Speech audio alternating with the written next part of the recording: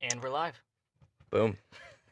Welcome to the Backseat Banter Podcast. I'm Jake. And I'm Angelo. Before we kick things off, our opinions do not reflect the Department of Defense or the United States Navy. This is an independent venture that goes for myself as well as Angelo. Yep. All right, dude, kick us off. I was actually about to ask you a question. All right. Yeah, go for it. Who are you? Fuck it off. All right, yeah, so Angelo, grew up in Cleveland, Ohio. Been in the military almost a decade now. I do jiu-jitsu. I'm a blue belt. I started doing jiu-jitsu back in like 2011. Trained until I was like 17, and then stopped training after I joined the military, and just picked it back up almost 2 years ago now. Kind of picked it back up, really trying to take competition seriously. So I've been trying to compete as much as I can. But other than that, dude, there's not really much to me. I'm kind of a pretty boring white dude. Yeah, Yeah. I couldn't agree more. What about you, Jake? Tell me about yourself. So I grew up on the planet Krypton. Yeah, I was taken here as a baby. Right. The atmosphere here is wonderful. But I'm from Arizona. I grew up privileged. I raised my nose at most people from Cleveland, so Yeah. But, joined the Navy. Did that. Still in. And we're not. This isn't a military podcast. We're just telling you about ourselves. Yeah. I've been training jiu-jitsu off and on for about a year. But the last 3 or 4 months, I've been really taking it seriously. I competed once, kind of got that bug. I like competing, and really focusing on my fitness and nutrition right now, which we're going to hammer on a lot Yeah, in definitely need this to talk podcast. about that because that's something I also take serious, but Mhm. also I have trouble staying consistent. Yeah. More so with my nutrition side of it, not as much as my training side, but Your training side's really good. I think my side is I kind of get overly obsessed with certain things. Like I'm doing 2-a-days plus jujitsu. yeah, that's I mean, so there's nothing wrong with training that much, I feel like. But also at least for the first, I don't know, year, I feel like 2 days is maybe too much. Once your body's kind of used to like a higher level intensity, then you can start adding in like extra sessions and stuff like that. Yeah. Um, Strength is a technique. yeah, definitely. And I've noticed since I've been being strong, I have kind of like I think steroids are the natural next step. I have the autism to be a great grappler. I just need the steroids. Shout out Craig Jones. Yeah. Shout out to Craig Jones. You're invited on the podcast any day. Yeah, if you ever find yourself out here in the great state of Maryland, Craig Jones, please come out, hang out with us. Probably won't do any nose beers. Military's not too. Speak for yourself. Military's not too fun on the nose beers, but I'll do some normal beers with you, bud. All right.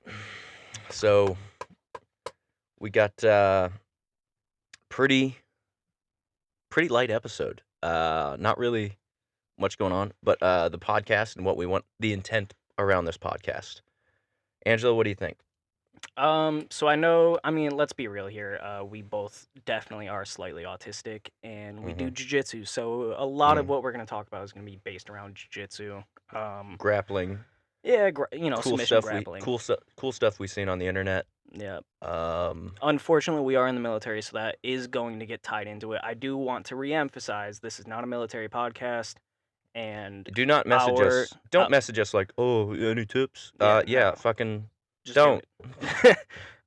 And also reemphasize our opinions do not reflect The the Department of opinions Defense. of the DoD and the Department of the Navy. Really putting that out there. again. Yeah. You know, But like I said, jiu-jitsu is probably gonna be a big topic. Military, I'd probably get tied into that a little bit. I'm a car guy, so I like talking about cars. I like buying shitty cars. Yeah, yep. Speaking of I've that, owned. speaking of that, We are going to pick up a really shitty truck here in a little bit, so I think I could get it for $1,000. I think you could probably get it for that. I honestly, because what he listed for originally for like 2, bumped it down to 13. Yeah. I think you get it like 900 to 1,000. Okay. Sorry, technical issue. We're still ironing out. Yeah, A we lot have of no shit. idea what we're doing right now. The video here is being recorded on my iPhone, and this microphone setup we bought for what? We're in total like $40 into it. I think total Yeah. 40. Yeah. Yesterday, well, no, because we had to buy the condenser thing for 2 Well, mics. it was $20. Oh, $20 for for the mics. Yeah, you're right. And You're then right. we spent another 20 on this condenser. I know thing. we're under 100. We're well under 100. Oh yeah. I mean, this couch that we're sitting on, we built this out of what previously was a bed frame here, and we didn't even mention. We're in a van. Yeah, we are in a This van. is a van. You could probably tell on the video, but just in case you couldn't. This is a lot of people's last view of their life. Yeah. Yeah. A lot. Not for me necessarily yet or ever. What did I say yet? Do you need to talk to someone? I'm already doing that. All right, word. Uh, But yeah, that's really my plug for what I'm bringing to this. Like I said, I'm a car guy, jiu-jitsu guy, slightly autistic. I am married. My wife will pop into this occasionally. But like I said in my intro, I am a pretty boring white dude, so I don't have a whole lot. If and when we do eventually get into like personal stories, obviously I have a pretty wild. you have an extraordinarily unique life. Yeah. So once we get into more Like- stuff like that, I might be able to spice it up a little bit. But I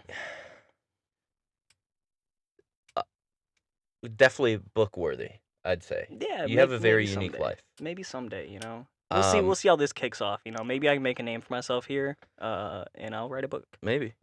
And then again, maybe not. Maybe Yeah, this is probably this not. might be the last episode Of the the Backseat podcast. Banter. This could all go to shit Yeah. 15 minutes after we post this. Yep. Definitely. So I was married. Not anymore. That happens. And a lot of people are like, "Oh my God, I'm so sorry." Don't be. Well, it didn't help the fact that you were walking around with a gnarly black eye. When that. People are like, "Is everything okay?" I was like, yeah, dude." And well, you forget that you have a black eye. Yeah. You forget that you have it. So you're like, "Yeah, I'm doing all right." Emotionally, like I'm a little upset. And then like at the court office when I was filing, they were like, if they're like, is everything okay? It like they kept like putting like the domestic violence like the domestic violence pamphlet, and I was like, I'm not joking. They did that, and I was like, but not to great job for the clerk's office there. Like seriously, the most helpful people. They're like, hey, I can't give you legal advice, but you like they'll help you every other way. Like they'll tell you the process. Seriously, great job. Undisclosed location in the United States currently. National parks. Yes. Let's talk about that. So national parks, big important issue for us here at the Backseat Banter. Mm-hmm. Who would have thought the deep state was the national parks? Right.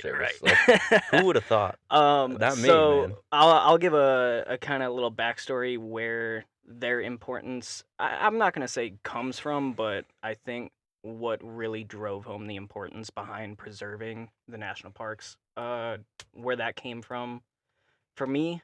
So my wife and I, we last summer went and got married out at Glacier National Park. Mm-hmm. Thanks for the invite. Yeah, Couldn't go. hey, you got invited. I know. You got invited. But so we got married at Glacier, Prior to our wedding, me and some of my best friends, we road tripped from the Midwest out to Montana, hit 6 different national parks on the way out there. And when I tell you, seeing all of those national parks changed my entire brain chemistry to the point where seeing the current stuff going on politics-wise, which we're not going to get into the politics, that doesn't matter. But seeing those parks, essentially, their importance to some people being almost zero, really just kind of woke something up in me to where I felt the need to do something about it. So, here at the Backseat Banter, we take protecting our national parks very, very seriously. So, And we are, at least I am, currently looking for a place to donate money and to give you guys resources to maybe reach out and, give your 2 cents. Even if it is just 2 cents. yeah, Every little absolutely. bit helps. Absolutely, every little bit helps.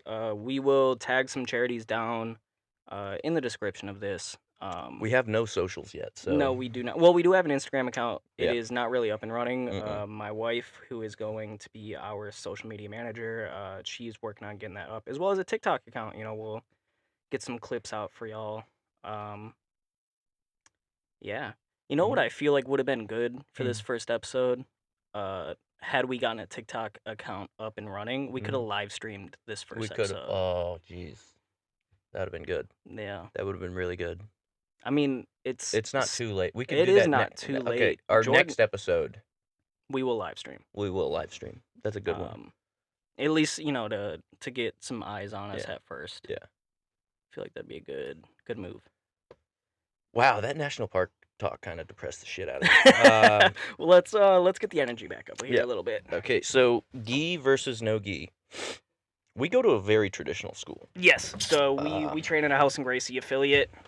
If any of you guys have trained or know anything about House and Gracie schools, they are typically very, very focused on training in the gi and training self-defense. Yep. Caveat to that, our school, it's a good 50-50. yeah, we have a good mix. And I think where that comes from is we have a lot of wrestlers that train with us, and B, a lot of competition experience. Yeah. The competition that I went to, our school was just loads of support.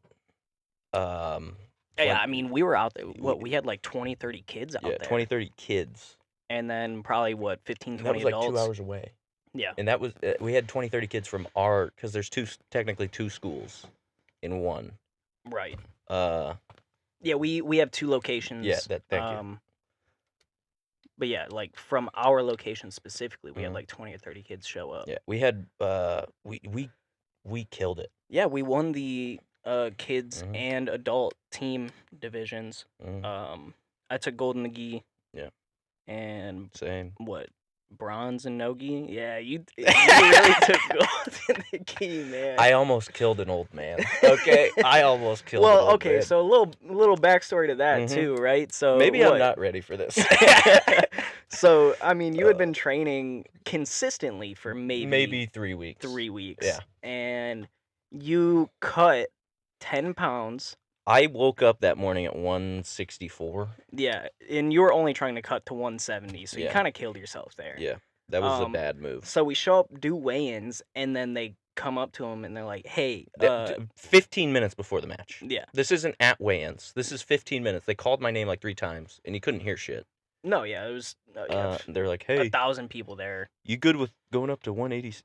185?" And I was like, not really. And then on top of that, they bumped you up age bracket too, which he was a 4-stripe white belt. Yeah, but he was also like 45. Yeah, took his ass down though. Oh, that was about all you did. That was about all I did. And then I was like, why am I like fatigued?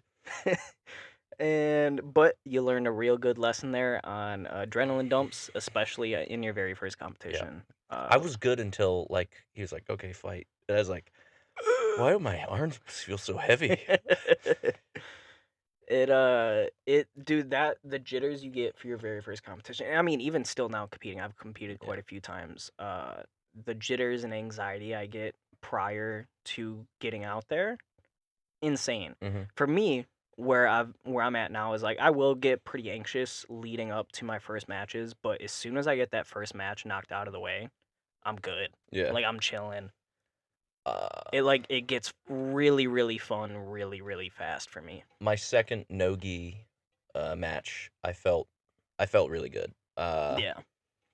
What pissed me off is like it was an experience thing. The only reason I lost was due to experience because I should have wiped the floor with that dude. Oh yeah, he was not good No. at all. And then like he was out there coaching another guy who was Coaching. also very very not good. Yeah. I That- mean, shout out to them for winning. Yeah. Good you for know? good for him, dude. Like They went in there with two solid moves and they got to hit both of them. yeah, they got good for him. Like if I just classic wrestler thing, I give up my arms and my neck. Yeah, yes And you do. I have gotten better at it. I'm still not good at You have definitely jiu-jitsu. paid the price for it. Oh, I'm in physical therapy from how many guillotines have been hit on me. But anyways, we strayed away a little bit from the conversation that we started here, right? What were we talking about? Gi versus Oh, no gi versus no and gi. we started Yeah. talking about how we train at a house and school. Yeah. So typically a house and Gracie school, right? Mhm. Very focused on the gi, very focused on self defense. We thankfully have a pretty good mix. We have a very good mix. It used to not be like that. No, not at all. It used to be very, very Like, much like just a year ago, I was like, we only train. we're in the gi. drilling for 2 hours with the mats opening up at the end of it. When the Kinda mats sucked. open, it sucked because like it'd be like on a Tuesday, and you're doing fundamentals, then you do the advanced drilling, and then you open up the mats, and then you get out of there at like what 9:30. Yeah, and it's And like, okay, now I need to you go get- home, shower, eat, and go to sleep because I Yeah. need to be up for work in 6 hours. Yeah, like and plus the adrenaline that you get from jujitsu, especially like doing some rolls, Mm-hmm. getting choked out in my case.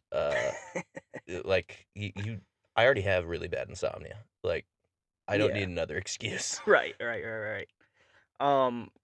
So going to that argument though, right? So like I said, I started training in 2011, and that was really before, or not before, that was right as no-gi was kind of gaining traction in the jiu-jitsu world. So a lot of my first 4 or 5 years of doing jiu-jitsu was really only in the gi.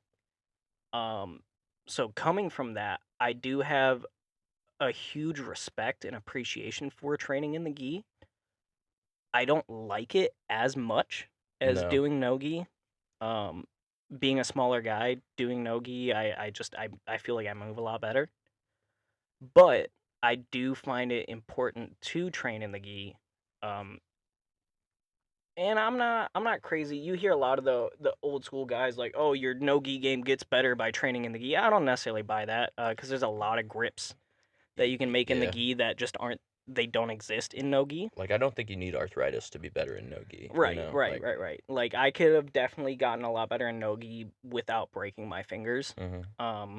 However, I do think training in the gi is important. At least your first year, Mm-hmm. like, because there are a lot of techniques that are really Passing guard. only in the gi.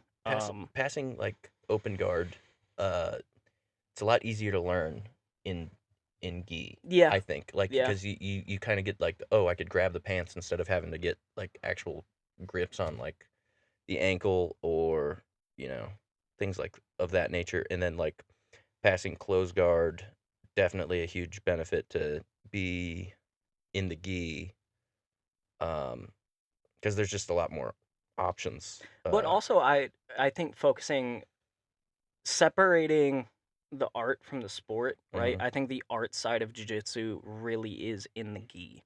Yeah. Like I think that's what makes jiu-jitsu an art, and then where you get the sport side of jiu-jitsu, that's where no gi comes in. Obviously, there's sport competition in the gi, but I feel like there's more artistry in training in the gi, if that makes sense. Yeah. Like no-gi feels a lot more. Training no-gi feels a lot more like a combat sport training in the gi feels like a martial art. Yeah. If like I don't know if that really makes sense, but that's what makes sense in my head. So the only reason I don't like the gi is because it gets like really hot and humid here. It does. It gets really hot and fucking humid. hot. But I just like jiu-jitsu to me is turn your brain off and just think about the task at hand. If I can't do this, I'm gonna try to do that. Like chaining moves together. And as a white belt, it's really hard because you only know like 4. So like, Hey, it doesn't get much better at blue belt, bro. Dude, the belt looks cooler. It does look cooler, especially when it starts fading out and everything. I can't wait to get my blue belt and just make it my entire personality. You're gonna start. I'm gonna wear it. Like you're gonna paint your car blue. 100%, man. No, Yeah. just a line. Right. And you got to make sure you add like stripes as Mhm. you get stripes Mhm. on your belt. There are dudes that do that. That's a real thing. Yeah. There's a guy at work, civilian. He has a jiu-jitsu belt, like keychain, and I've noticed he started rapping. Oh no. Yeah, and I was like, out of principle, I do not talk to him. That gives I wouldn't talk to him either. It gives McDojo vibes. Yeah, that would be like some secondhand embarrassment type shit Yeah. right there. Like how are you walking around like that right now? I don't know, man. Which, if any of you guys listening do that, not to shit on you, but maybe stop doing that. Reconsider. Yeah. I'm not asking you to stop. I'm asking you to reconsider. Outside looking in, it's already intimidating to go into a jiu-jitsu gym. Like you see them everywhere now. It's super intimidating. Yep. Like especially if you don't know anyone. Especially if you don't know anyone, and like around here, for some reason, everybody is 6'4" and 220 pounds. I don't know. I don't know what's in the water. It might be the power plant right up the road. Well, to be fair, I think it's because they like to keep the bloodline pure, if you know what I mean. Yeah, that's a fair observation. Yeah, and some of you will be like, I think I know where these guys are. You probably do. Yeah. You probably do know where we are. If you played Fallout 3, you definitely know where we are. But yeah, that's my take on the gi versus no gi, right? I like the gi, but to me, gi is like the art side of it, where no gi is more of the combat sport. Yeah.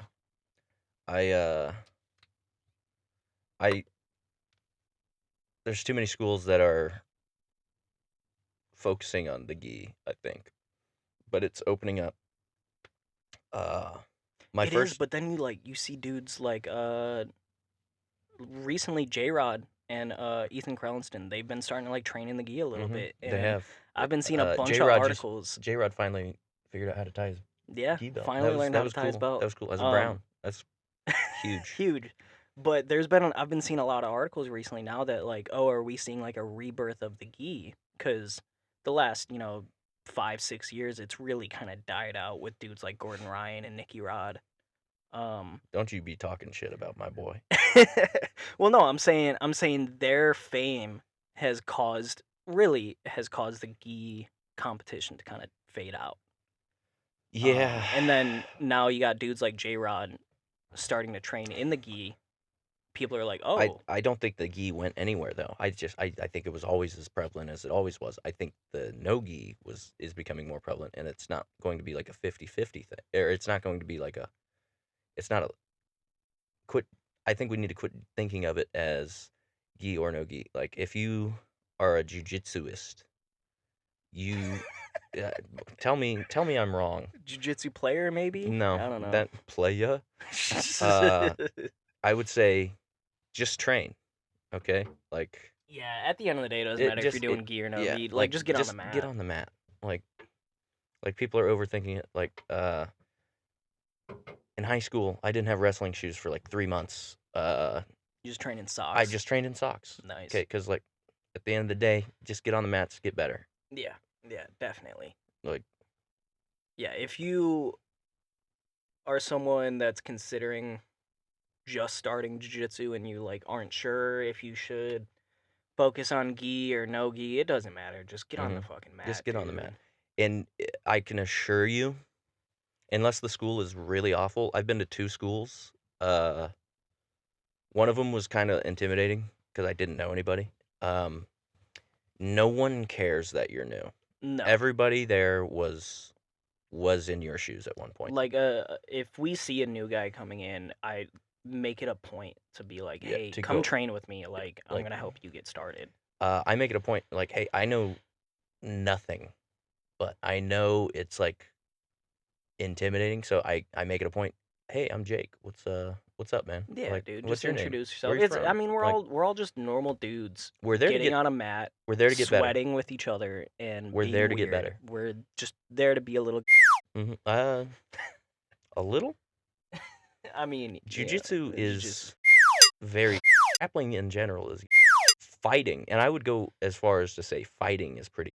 I mean, you even take it all the way back to like, you know, The Spartan era, Spartan like wrestling, and they're just butt naked, like shoving their fingers up there, and there is some overtly sexual things that I have read about the Spartans that were not cool.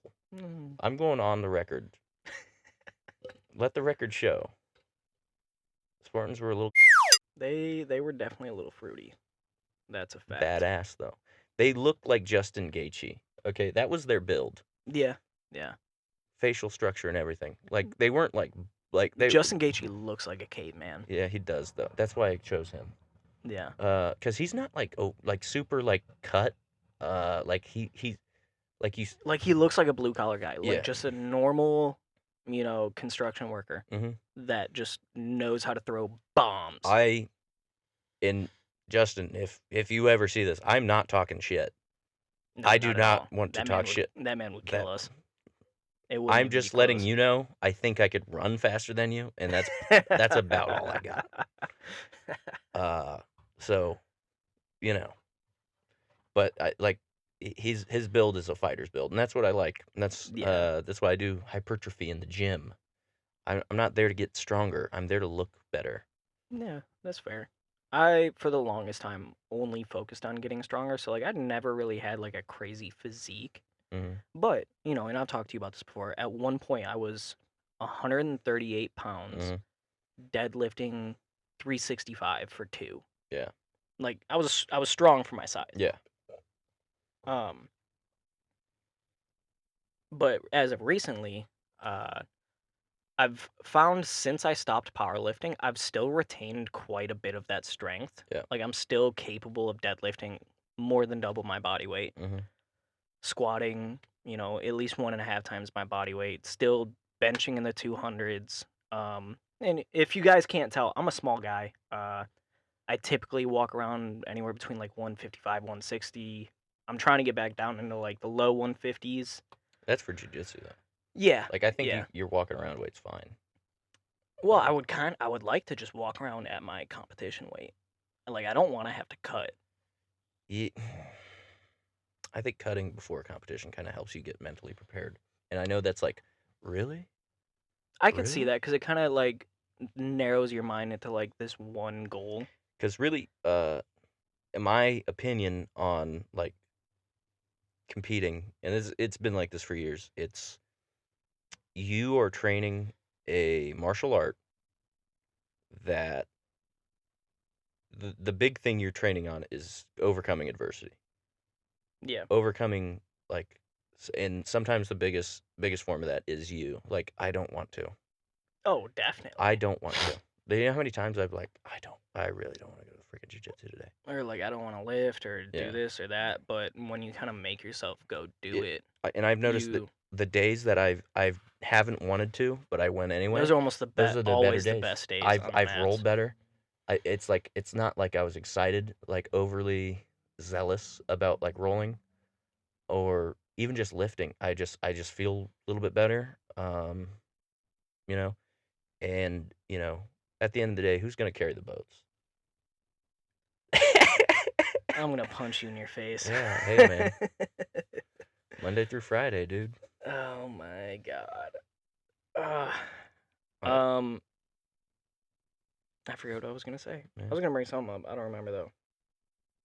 Oh, we're competing. Yeah, here pretty soon. Yeah, we're gonna take the van, and we're gonna be podcasting. Yeah. There. Yeah. What was it? May 10th. May 10th. Tap Cancer Out Baltimore. Uh-huh. If you're listening and you do know what tap cancer are, or even if you don't, please give it a look. Please donate. You'll see us in our shirts. Come say hi. Yeah, definitely. Um, If you see a really weird, beat up, creepy white van with the doors open and two dudes sitting in it, talking into microphones, please come say hi. and what's crazy is I think that's not even the thing they'll see that day. No, it's definitely not. But yeah, definitely come say hi. Mhm. We're gonna record an episode up there. We may be competing again a couple weeks prior. We still haven't kind of narrowed that. Yeah. I want to do it. Is that the Copa? No, it's the controlled combat. Oh, okay. Yeah. Oh, I'm going. Like I would I'm- definitely like to do it. I'm going. I might even Uh, get on Smooth Cup. You could talk away, but I kind of forgot about it. But But we'll see. For me, honestly, see that's where I like again. Like I don't really like cutting weight, so I'm half considering moving up to 170. really, Yeah, that's 3 weeks away. that's what I'm saying. I think you could comfortably lose 10 pounds in 2 weeks. If you lose Probably. 5 pounds a week, 2-a-days, But dude, that I think last you're cut overthinking was it. not comfortable. Yeah, that wasn't a good cut. That was a dirty cut. I started dipping again Yeah. for that cut, dude. Yeah. I still ain't quit. Hey man, every ounce you can get out through spit, fuck it. You know, helps. Freaking, I went to the sauna a few days ago. Oh my god! Since it's gotten warmer out, I kind of hate it. Oh, Like, it yeah, sucks, dude. It's bad. It's like I'm already sweating. Yeah. Why do I want to go sweat more?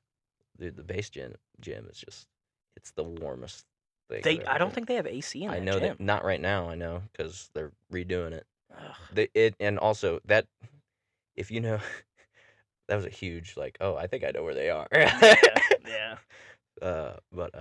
Yeah. I mean, it's a great gym. Like when they remodeled that gym, it got so much nicer. Mhm. You know, now they got the turf area where you can do like sled work and shit like that. Yeah. The competition platforms. That's probably my favorite gym. Yeah, and the fact that now it's 24 hours too is such a dub. Yeah, 100%. You know, like Like- there are sometimes, not, it's a very rare occasion where I can get myself up early enough in the morning before work to go work out. Mhm. But before it was 24 hours, they weren't open yet. Yeah. So it was like, why am I even trying to get up? But that was also when I was training for that marathon, so I was Yeah. doing a lot of running.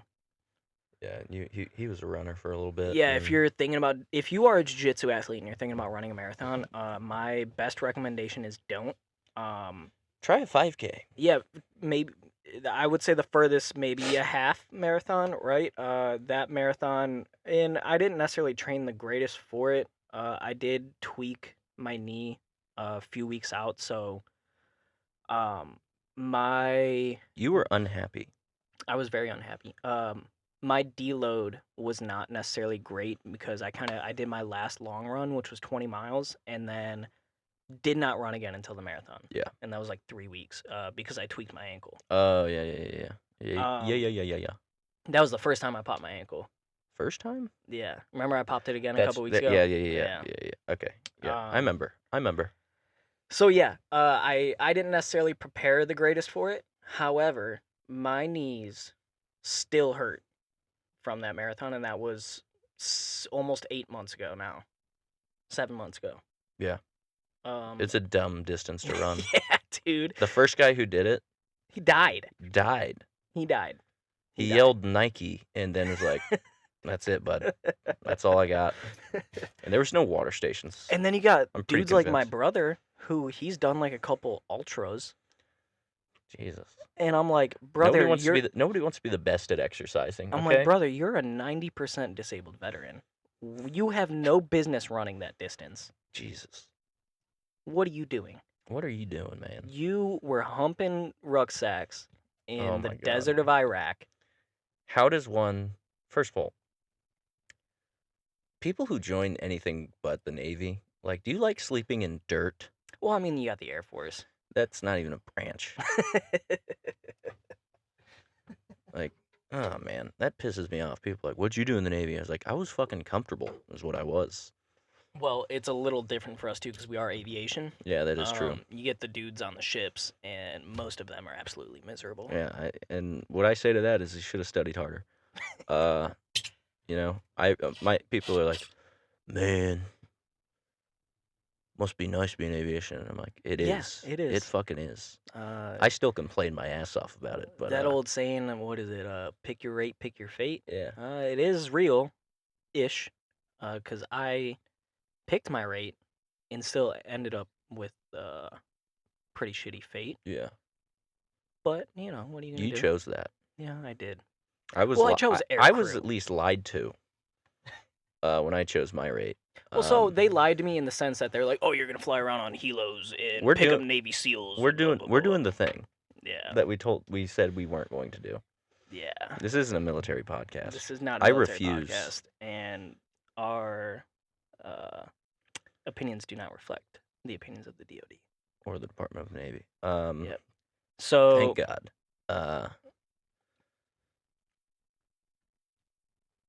Ecological versus traditional. What do you think? I think traditional is good for new people.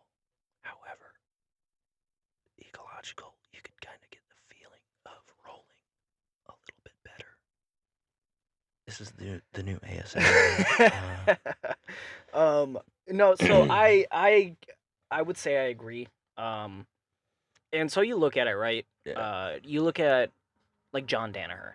Mhm. Realistically, the way he runs his gym, from what I understand, I've never trained under Danaher or with anyone that has, but from what I understand, the way he structures his, I guess, curriculum, it is essentially very much ecological training. Yeah. He loves training, you know, with positional rounds, kind of that like game based Yeah. rounds, shit like that. well- But he does also tie in drilling. He does tie in drilling. He does a lot of like almost wrestling drills. Just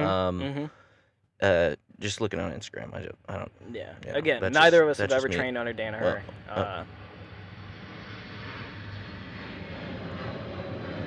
Sorry. Airplane. I believe I know which one that is too. Yeah, me too.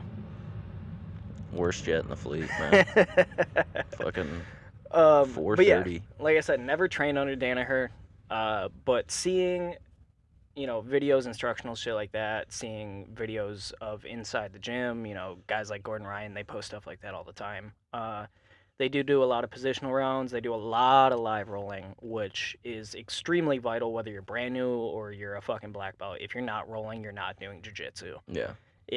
I've been to many gyms, you know, traveling around, I like dropping into gyms when I can, and I cannot tell you how many gyms I've gone to where, you know, they have a black belt that is running their fundamentals class, you know, having these guys do drills, and then it comes to live rounds and they just walk off the mat. I'm like, what the fuck are you doing? Like, it's hard to even gauge someone's ability, like if it's white belt versus white belt, because there's some spastic white belts, like Oh, yeah. especially rolling. Like, we had a new kid at the gym, and like I could tell he was a wrestler. I was just taking it easy. And I do need to start rolling with more white belts, especially if I'm competing. But you know, like, how is he going to get better if he's not like put into a position?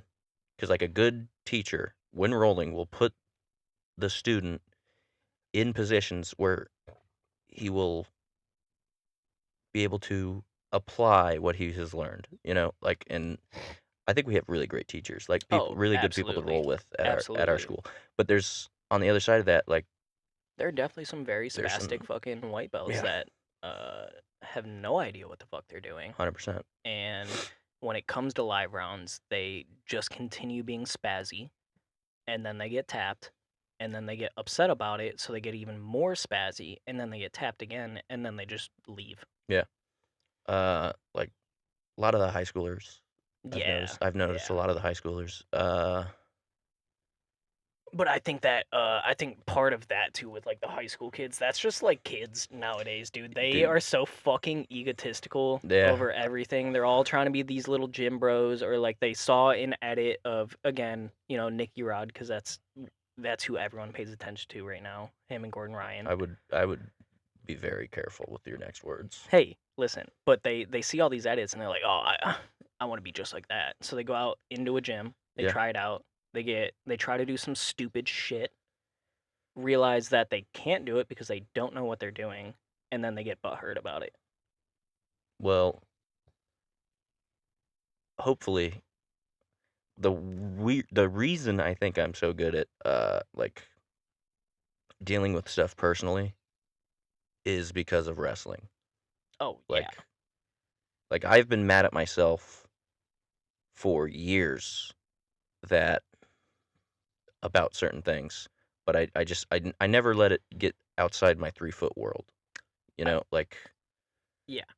I think that was always one of my biggest regrets is that I stopped wrestling as Yeah. young as I did. And granted, I started doing jiu-jitsu. well, I think it's the same. But the wrestler's mentality is a whole different thing. I think you're just upset that you can't like sprawl as Yeah. hard as me. Yeah. I'm really not that good of a wrestler. It really doesn't take I'm much. a decent jiu-jitsu wrestler. Yeah. But like against a wrestler that like even like a novice level wrestler, I kind of shit the bed. And I don't know why. Cuz I know what I'm doing. Yeah. I'll start doing it and then I hesitate. And I'm like, "Oh, So, fuck." I think it's partially cuz I'm so keen to just get to the ground. yeah, and that's a jiu-jitsu thing. Granted Like I'll never pull guard, yeah, but I am 100% willing to give up a takedown there has been a time where I pulled guard against someone who was a decent wrestler. This is just rolling at the gym. Because I was tired. Yeah. And Yeah, that's I'm like, different. this is a rest round Yeah. for me. He could try to pass this shit, and then he does. My guard's awful. I'm not good at this. That is a huge plus being a smaller guy training in a gym full of big dudes is 99% of the time I'm forced to play my guard game. And so my open guard has gotten pretty good. Yeah. Like I was telling you, I was just training in Oklahoma while I was out there. And he was a brown belt, gave him a really, really hard time with getting past my guard. Granted, I don't necessarily know the level that gym trains at. It did almost seem like more of a hobbyist gym. But he's a brown belt, and a brown belt's a brown belt. Brown belt is... There's some purple belts I have feelings about. I'll tell you that much. And there's certainly some blue belts I have some strong opinions about. Yeah. And there's levels to all of it, right? Like at one point, me and Jack were both blue belts. Yet Jack is miles. Jack is so ahead. Good. He's so good. He is the. Rest in peace, knee.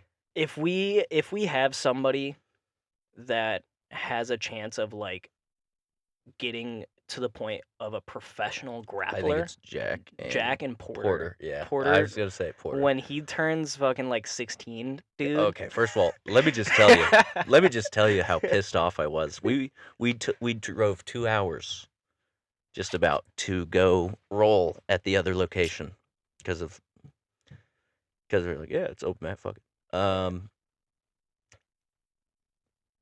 This guy just fucking he virtually put his balls on my forehead, metaphorically speaking. And literally. And yeah, he liked that north-south. Okay, he likes the north-south. And then I was like, so how old are you? And this man has a 5 o'clock shadow. He's a cool dude.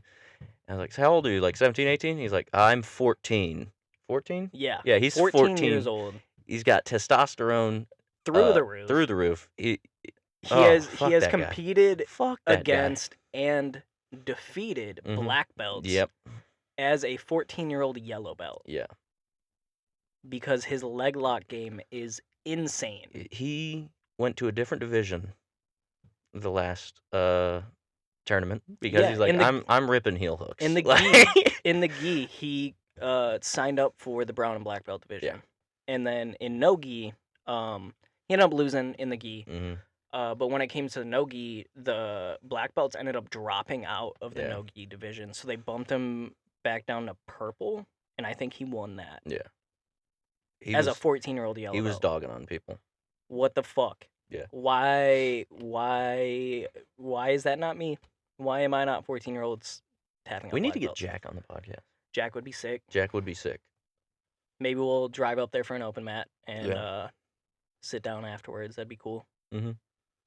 The damn. So we were talking about ecological versus traditional, right? Yeah, I think we're past that. Well, I did want to Oh, you kind wanna hit of on it? add something to that conversation, right? Yeah. So at least personal opinion wise, I do like no, I'm gonna stand on business here. Ecological training is bullshit. In the sense of like the dudes that take that super serious. Yeah. Like they'll have these brand new, fresh off the fucking street, first time on the mat guys, and they're like, "Hey, we're doing positionals. Have fun." You need to drill. Yeah. Like you need to drill at least the basics, right? Yeah. You need to understand certain positions. You need to understand the submissions you can hit from those positions. And I'm sorry to say it, but the best way to fucking learn that is through drilling. Mm-hmm. Had I not drilled, the whole Kimura Trap series as a fucking 2-stripe white belt, I would have no idea how to use it. So, it's a training plan. Okay? Yeah. A plan is only as good as how you use it. If you you can't just well, this is the plan, we're gonna do the plan. You have to be like, well, I noticed this. You have to reevaluate. It's a budget, okay? It's your training budget. Right. Like you do the same thing for running and lifting weights. Why would jiu-jitsu be any different, or any combat sport for that matter? Like, train your weak areas to improve them, but it's a slippery slope. Yeah.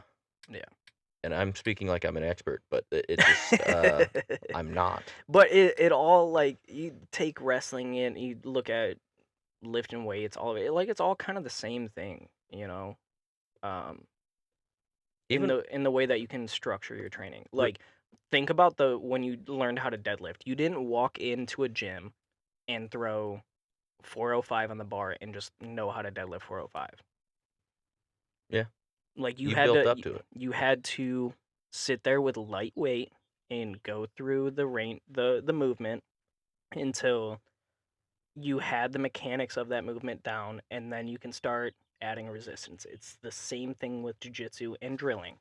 You go in, you learn a move, low resistance, work through it until you're proficient with it, and then you gradually add resistance in that training until you're hitting that in live rolls. Yeah. It's really just a metaphor for life too. Yeah. If you notice, hey, I'm not where I need to be. Reevaluate that. Yeah, I think there's too many people that go around and they're not well-rounded people. I'm working on it. I'm always working on it. Training is you'll hear me say this. You got to sharpen the saw, because you don't want to be sawing wood with a dull saw. So you got to take time. Yeah, and you don't just sharpen a saw by throwing it at a fucking brick. Yeah. It's slow, controlled. Mm-hmm. You start out, with a low grit. Mm-hmm. Work your way up. You just feel it out. Let's get into a fun one. Yeah, let's do it. Okay. Concerts. I'm going to camp in Sturgill Simpson and possibly 2 more. Yeah, I'm trying to go to that Amble one. Yeah, the Amble one. Yeah. If you don't know Amble, Irish folk band, they kick ass. They do. Check them out. Great voice, great lyrics. All right, we already spoke on tournaments and trips coming up. Yeah, going up to Ohio, NMA. Ghosts. At least I am. I don't know if you are. It's tentative. Yeah. Tentative. Fuck you. So Ghosts. You don't believe in them? I want to. Dude, okay. I want to, but everything about it, it's just but really though? No, so I'll tell you the story that did it for me, right? I believe in ghosts, 100% wholeheartedly, and it's a personal story. It might get a little sad, but you know what? That's fine. Yeah. Because ghosts are real, and I'm gonna prove to you why. All right. I don't think you will. Not in the back of a fucking 1997 Dodge van. Okay. You All are right. not like, oh, well, this conversation's, I'm not going to be like, wow, So that did it. back in 2014, my grandfather, my grandpa Jim, he had stage 4 cancer. Damn. It was everywhere. I think it started out as bladder cancer and eventually just spread everywhere. And so he's like, this was like his second or third time having cancer. He had beaten it the first 2 times. And so finally this one, he was like, you know what, dude, like I'm done with this. I'm fucking in my mid 70s. I've done everything I want to do. Like I'm good. I'm happy. Let's just call it a day. Mhm. So, the last few weeks of his life, he moved in with me and my mom, and we had hospice nurses coming in to take care of him, and we would Yeah. take care of him whenever they weren't around.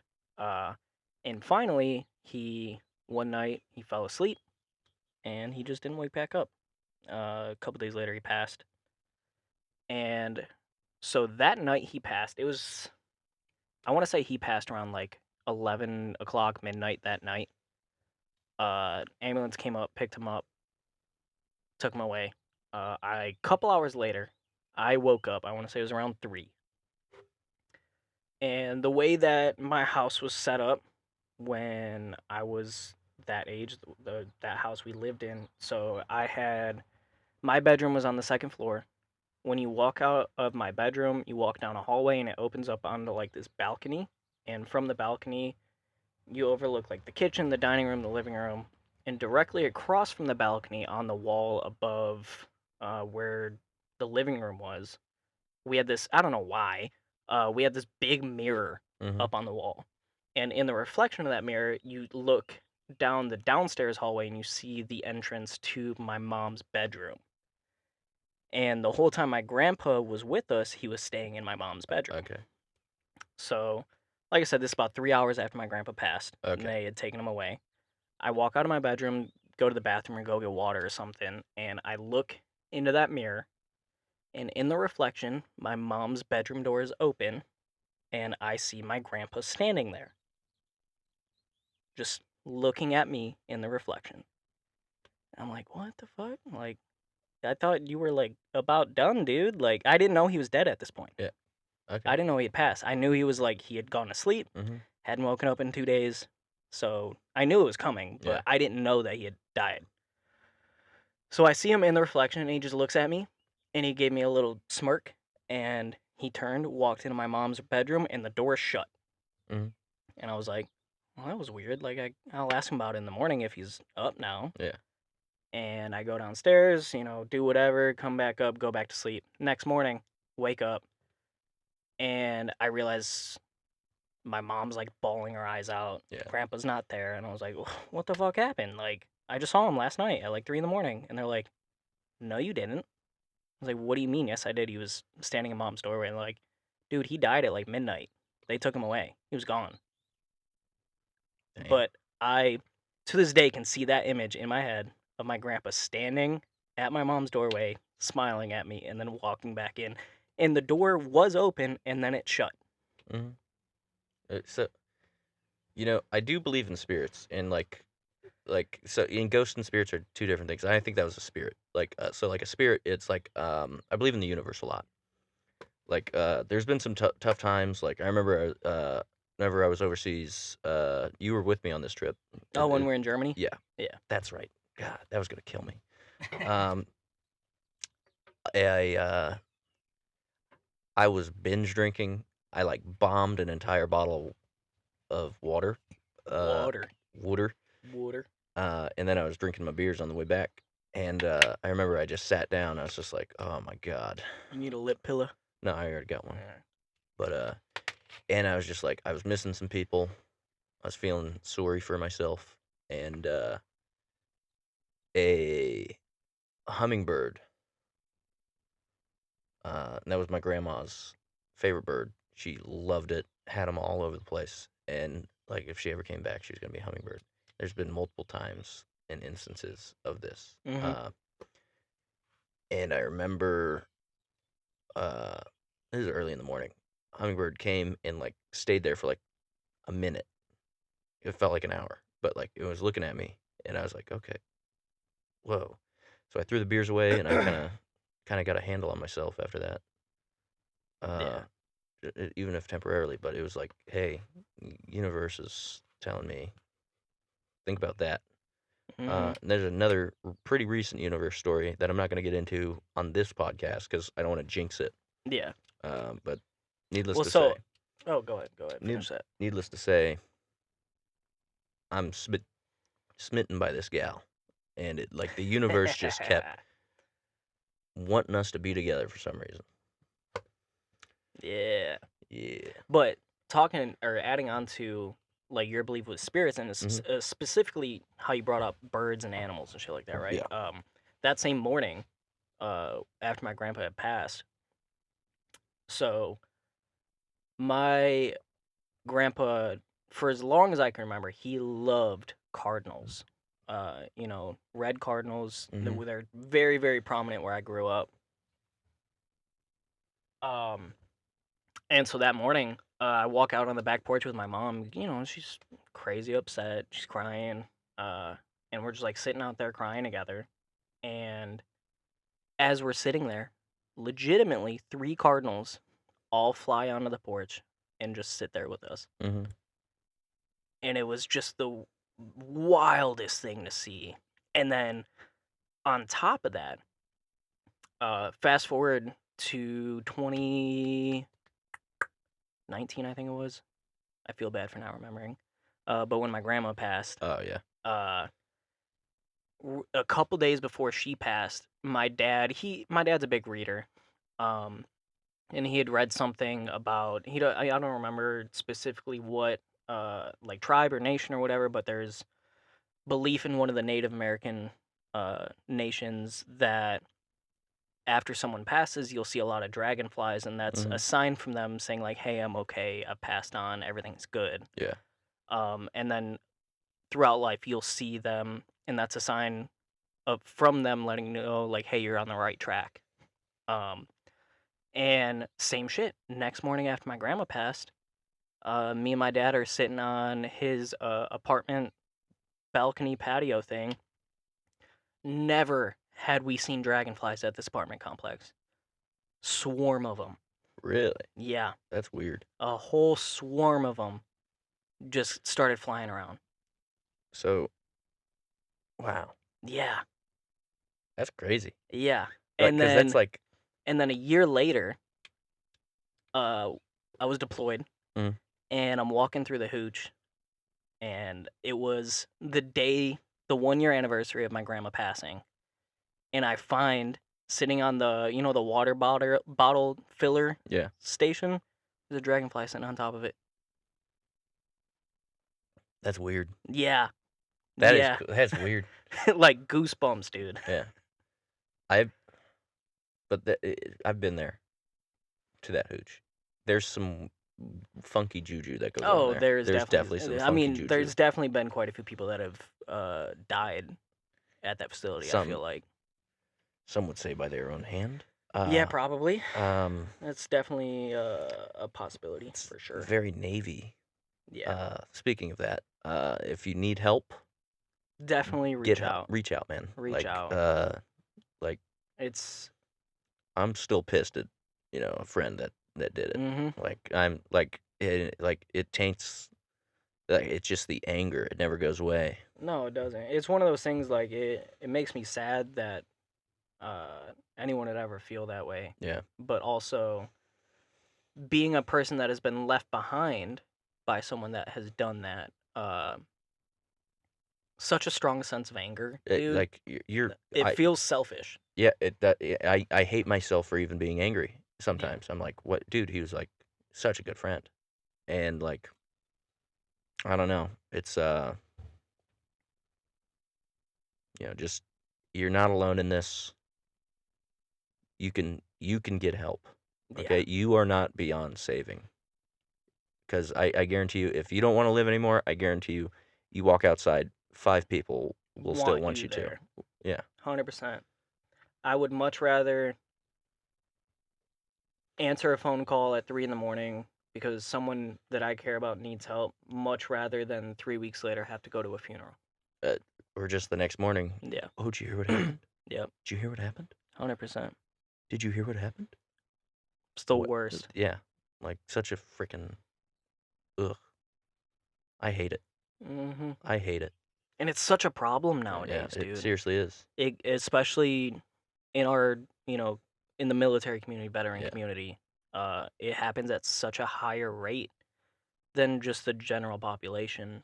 And I think that really just is so indicative that there is a real mental health crisis in the military community. And it constantly gets swept under the rug. I think the military itself, it markets itself in a way to where people that look for identity or like that it's going to change their life. Like a reason. They need a cause in their life. Yeah. And that's who the military markets to. Yeah. Like, and that's a whole different topic. Yeah, we won't get into that. This is not a military podcast. No, this is not a military podcast.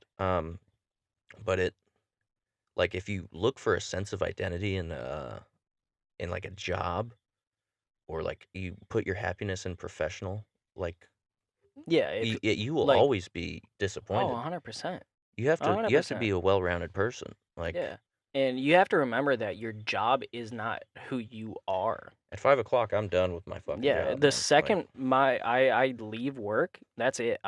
It's not even a thought in my brain, because I've been that person where my entire life revolved around my job. Yeah. And that was the worst I have ever been. Yeah. Mentally, it's like, well, I'm not doing anything right. Yeah. I'm not doing anything right. Yeah, you feel like you're not doing enough. You're sitting there like, oh, I didn't work hard enough today. Like, well, yeah, you did. And that even if you didn't, that's fine, because you know what? You're gonna wake up tomorrow morning and you're gonna go back to work. Yeah. That's one thing I can guarantee in life is you are gonna work and you're gonna die. Yeah. And there's nothing you could really do about it. Yeah. Like, other than when you're not at work, dude, just try to enjoy yourself. Enjoy life. Yeah. It's too short to get caught up on shit that doesn't matter. Yeah. It's way too fucking short, man. Yeah. Like, we're knocking on 30's door. Oh, dude, I don't even want to think about that. Yeah. Okay, we got real dark here for a little bit. It did. I want to lighten this back up because Okay. I don't feel like getting depressed right now. So, there is a horse. This is a hypothetical situation. All right. There is a horse. You have no weapons. Mhm. You have one task. You got to kill that horse. How long is it going to take you to kill that horse? So I don't have any weapons. You don't have any weapons. Is the horse fighting back? The horse is semi-fighting back. It will fight back. It's a horse. Right. Maybe. I don't know. I'm not really good with horses. I mean, it'll fight back for sure. How long would it take for me to kill a horse? I mean, that's fucked up. I don't want to kill a horse. You have no emotional connection to this horse. You have to do it. Damn. And this is a hypothetical situation. This hypothetical horse does not exist. How long, if you were tasked, your freedom at stake? Honestly, I think like 3.5 hours that horse is dead with me. I think 3.5 hours. See, because, dude, horses are such kind fucking animals. Like, I want it to be as painless as possible. I hope this hypothetical horse is as happy as can be. Yeah. But so this hypothetical horse is going to die in 3.5 hours. I want it to be as painless as possible, right? So my thought process is I'm going to climb on that horse's back like I'm riding it. You know, horses that probably don't like it, but they know that people ride horses. Yeah. I'm going to climb on its back. I don't think they know much other than I'm a horse. Yeah. If I'm being real. I'm going to climb up on its back, and I'm going to wrap my legs around it like a triangle choke. Mm-hmm. And I'm just going to keep squeezing until it goes. I would probably, if I had my phone, I'd Google "can punch horse to death?" ? But that's going to hurt the horse, man. I'm not trying to hurt the horse. This hypothetical horse that we're never going to be... But you're going to punch a horse to death. Yeah. I think you're breaking your hands before you punch that horse to death. Dude, Do you know how hard a horse's head is? I know you don't either. I don't, but I have to imagine it's pretty damn hard. I would. You liver punch that thing enough, it'll die 4 days. 4 days. You 4 could just days. you could just make it like feed it something like poisonous. They can't puke. Okay, so I we don't have think we horses have can puke. poison, but No, we don't have weapons. you could fucking make poison. Just give it a whole bunch of dirt. That's not really poison. That's just Oh, dirt. okay. Start eating dirt then. It's not poison. By that definition, it's fucking food. Well, it's not food either. But Okay. just because it's not food doesn't mean it's poison. Everything's poison. If you have too much water, you die. Yeah. Like if you have too much oxygen, you die. Yeah. If you have too much heroin, you really die. I'm choking it out. I think that's the most humane way to do this in a quick fashion. In a quick fashion. Yeah. I gotta message this dude on Messenger. Oh, it's that time, isn't it? It is that time. So, speaking again, we are currently buying a old $1,000 truck. Hopefully, And it's gonna be fucking awesome. it's gonna be great. Hopefully it starts and runs and turns over so I can drive it. But anyway, the opinions of us do not reflect the DoD. This is not a military podcast. This is just really just us two dudes being dudes kind of podcast. But yeah, just a couple guys being dudes. we appreciate the listenership. Yeah, definitely give us a follow. Instagram. Like I said, our social media manager is gonna get our TikTok up and going. Like Jake said, our opinions don't reflect the opinions of the DoD or the Department of the Navy. Go do jiu-jitsu. Drink more water. Throw a lip pillow in. Yeah. And everything's gonna be all right. Mhm. Everything's gonna be all right. Go donate to national parks. Donate to Tap Cancer Out. Like I said, that event's coming up soon. I'll probably start editing this episode tonight. Try to get it out tomorrow. Yeah. And yeah. Yeah. That's all I got. Like I said, my name's Angelo. I'm Jake, and this is Backseat Banter. Thanks for listening, y'all.